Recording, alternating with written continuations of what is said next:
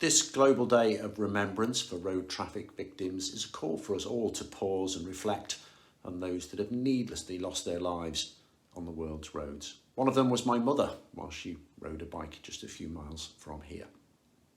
By the end of this one day, more than 3,700 people will have lost their lives globally because of road violence.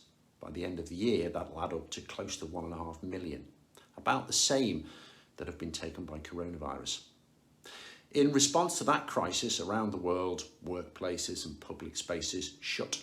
Traffic was effectively turned off, and the resulting change to our urban landscape inadvertently launched a planet-wide consultation on using our streets differently.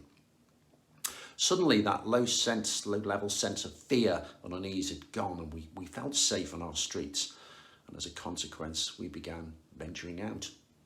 Whether to get to work, to exercise, to alleviate boredom or entertain restless kids. Whatever the reason, people started taking to two wheels in their droves.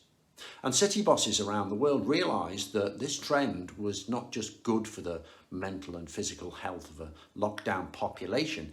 If people continued doing what they were currently enjoying, they were staring at a cheap and fast solution to some of their biggest and most expensive problems too. So Rome, Milan, New York, in fact, the world's most important conurbations started frantically clearing a path so that people could ride.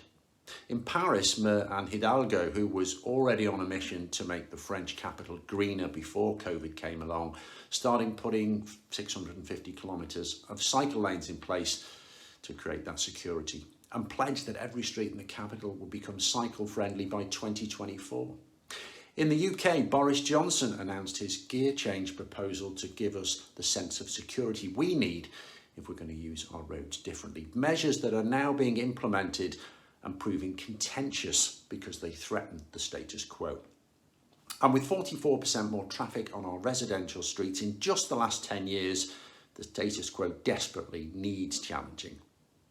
We now need to give local councillors and politicians our loud and vigorous support. Give them the courage to stand up to the vociferous minority who want to keep things as they are.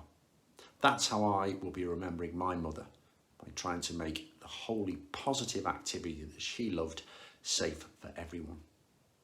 I think we'd be insane not to recognise that in the midst of this terrible time, the bicycle has given us something quite wonderful. And I, for one, am hoping that cycling continues to be highly infectious, because in this case, the malady is also the cure.